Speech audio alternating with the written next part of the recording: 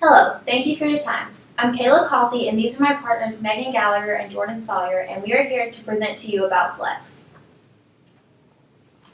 Initially, Mr. Johns came to us and told us that we had the top 20% of our student body, which are the high-level students, which are the AP students, the dual credit, the honors kids, and then we have the bottom 20%, which are the at-risk students, which are the students that we're trying to just get through and graduate in 4 years. So then you have your middle 60%, which are your average students, which are the ones that are BC students but could easily be AB students or could even drop down to CD students. However, we do not want that to happen. We want the students to move up to AB students. So we want to use Flex to be productive for the average students so they can improve their grades, but also to focus on the high level students and at-risk students. So in this presentation, we're going to talk about a schedule of Flex that would be most beneficial to the whole student body, and also Mr. Johns mentioned to us about doing a rewards program for the high level students that are getting either high GPA or high grades to reward them for that, and we'll talk about that in more detail later in this presentation. So we began this process by calling about 25 to 30 schools, and we have just a couple of schools that we thought their Flex time was very interesting, and that so the first one is Rock Hill, and they do something called an Rti Time, and it's basically a fifth block each day, and it's a rotating schedule. So they start off Monday would be first block, Tuesday second block, and then it continues throughout the week with Wednesday being an advisory day. So, but the thing that they're looking to change this, so they're going to go to something more like what Nation 4 does, where the students have the freedom to choose where they want each day to go each day to be most beneficial for themselves. And Rock Hill also does a reward system with the garnet, black, and gold cards, with the gold card being the highest reward. However, they have run into some problems with this, with teachers giving students a higher card than they really deserve, so they are getting a higher reward. Another school we called is Century High School in Maryland, and one thing that we really liked about their Flex program is something called a Flex Tracker, which is a way to be accountable for all students and to know where everyone is during Flex, and we'll talk about that in a little more detail later on also. We then went to create a student survey, and we surveyed all the students in the school and tallied their answers, and these are the results that we got.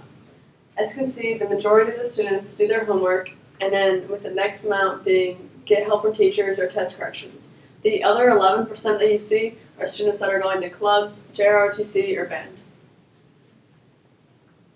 We asked students then if they had enough time during Flex to get their work done, and as you can see, a slight majority said that they do, but when you ask if you extended the period to 45 minutes if they would have enough time to get their work done, the majority significantly goes up. We asked students why or why not are they productive during Flex, and the students that are productive during Flex say that they're productive because they can study, do their homework, get their work done, or have the opportunity to meet with clubs. And the students that are not productive, they feel that they don't have anywhere to go, they don't have enough time, and the classes are too crowded. And this also accounts for the students that want to go somewhere, but they can't because the classes are too crowded. We asked students then if they would like Flex after fourth block instead of after second block, and a slight majority said no, that they would not like it after fourth block. And then we asked students if they would like Flex, if they're okay with Flex being incorporated into the lunch schedule, and a slight majority said yes. But this also, you have to account for the students that take a double lunch, that are being biased in this question, that want their double lunch.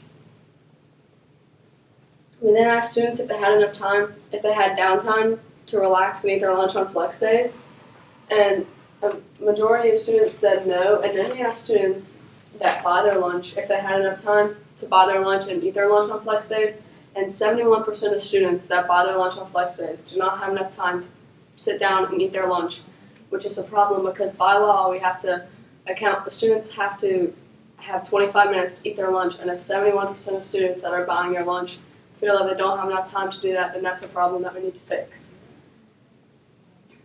We ask students how often they're turned away from lunch lines on Flex days because there isn't enough food, and more than half of the students have at some point been turned away from a lunch line. We ask students if they've ever given up their lunch to go to a teacher for both parts of Flex, and 62% of students have done this at some point, which means that they're not getting a lunch. And like I said, by law, you have to give students 25 minutes to eat their lunch, and 62% of students are not getting their lunch on those flex days. And then we asked how often this happens, and as you can see, a majority of students have done this at some point, and more than half do this quite often. We asked students to provide any extra comments that they had on flex, and these were the majority of the comments that we got. That not to make flex after 4th block, not to make flex during lunch, that flex needs to be longer, and that they need more time to eat their lunch. So the next thing we did is we surveyed the teachers to see how they felt about flex. And the first thing we asked them was, how was your room utilized during flex? And we gave them the option to circle more than one thing. So most teachers all circled test corrections, tutoring, and the room's also just a safe haven for students. And a couple teachers said that the room's just a free-for-all. And we also gave them the option to write in other, and 2/3 of the people that wrote in other said that they were hosting clubs. The next question we asked them was, do you truly feel like flex is beneficial for you and your students? And we had about half and half said yes and no. And then we had a couple teachers actually say yes and no, as in they feel like it is in some ways and isn't in some ways. So then we asked them why or why not. And some people said that it wasn't because it's a good idea, but it's poor execution right now. And they also said because there's not enough time to be able to get anything done. And some people said it was because they were able to do makeup work and also tutoring. And one teacher specifically said, there's too many students during flex for it to be beneficial. They cannot truly help students or answer questions. It's very unstructured and needs to not be tied to lunch. And this quote really sums up what a lot of the teachers were saying about flex. So then we asked them, would you rather have flex after 4th block instead of 2nd block? And there was actually a slight majority of teachers that said yes, they would.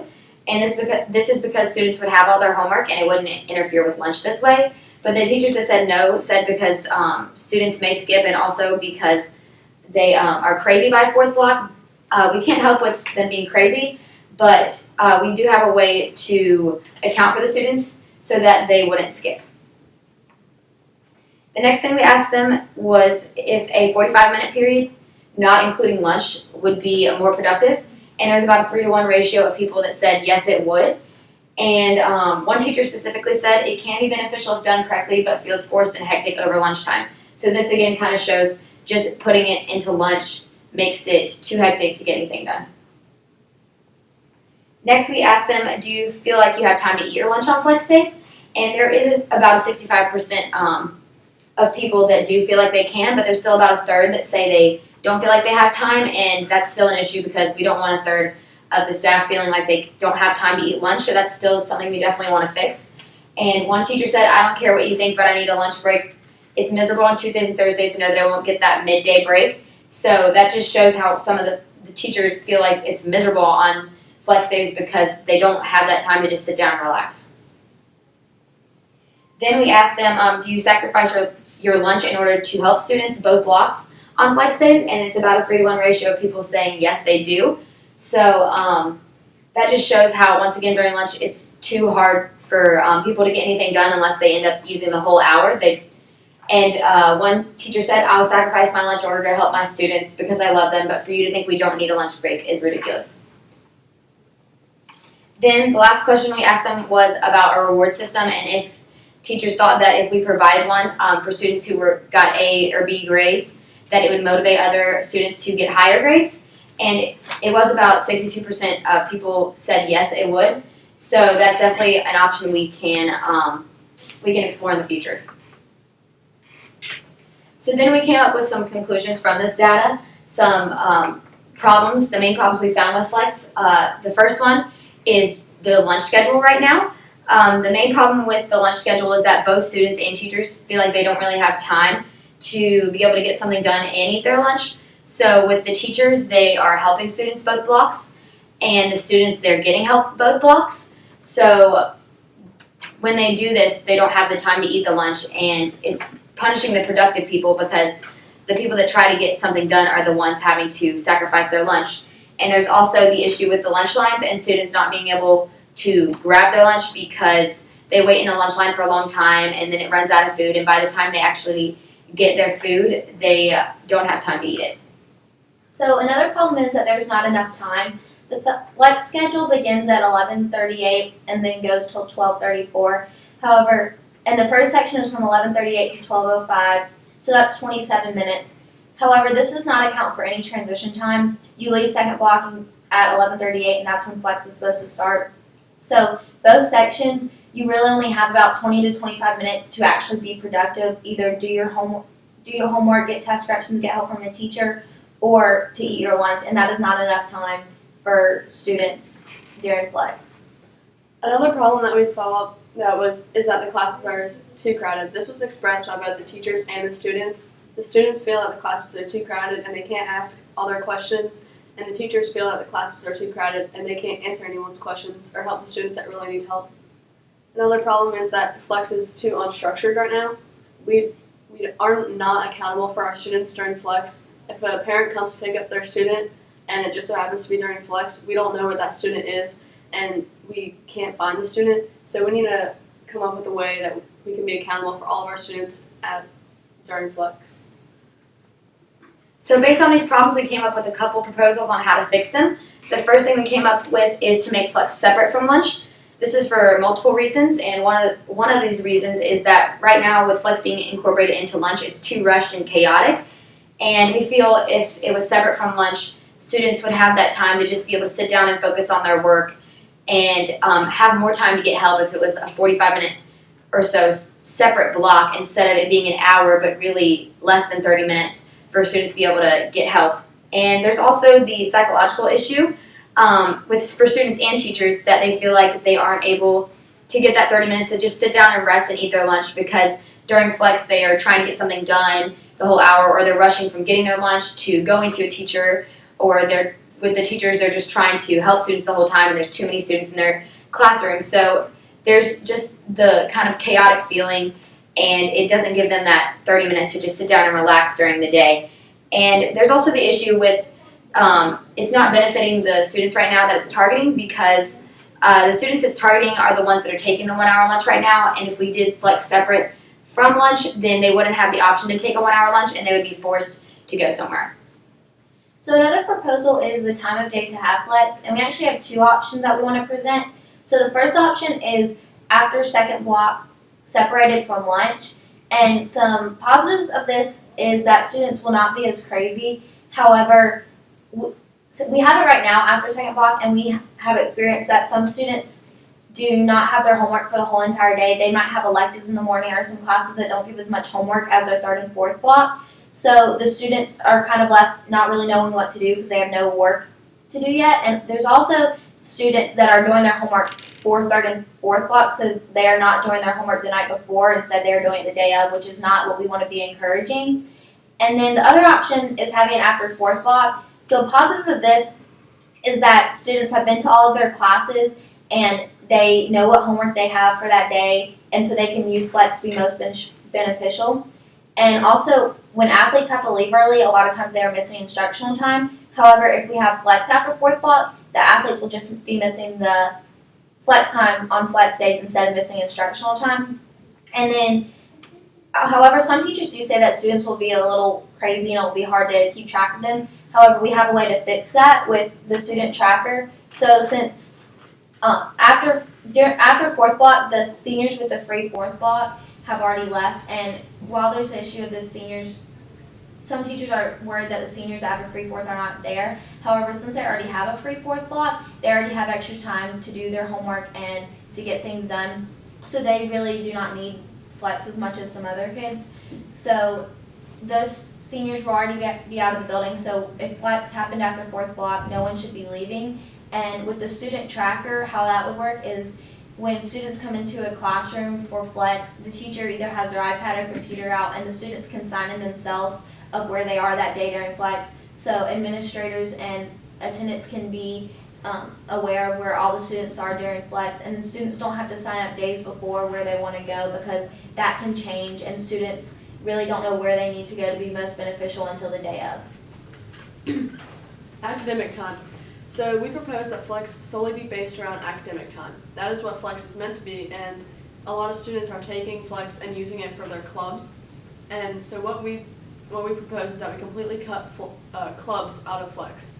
When you sign up for a club, you know that it's extracurricular, you know that's extra time that you need to provide for this club.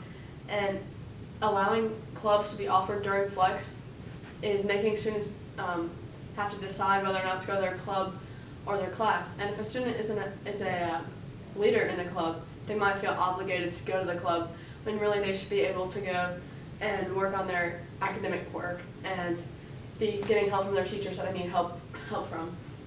So from this, we propose that clubs be completely cut out of flex and just be based around academic time. Another thing is that the rewards, we propose that rewards just be used in the future. They sound good right now, but right now we just need to focus on getting the time down to a science and being accountable for our students, and then we can throw in the reward system to help motivate students. So our final conclusions from this are basically that flex can be beneficial if it's done correctly, but right now it's too unstructured to truly be beneficial for all of the students. So we just suggest that there be no expansion of flex until there's feedback from admin, teachers, and students, so that you can really hear from everyone and make sure that it's beneficial and for everyone at Nation Forward. So thank you for your time.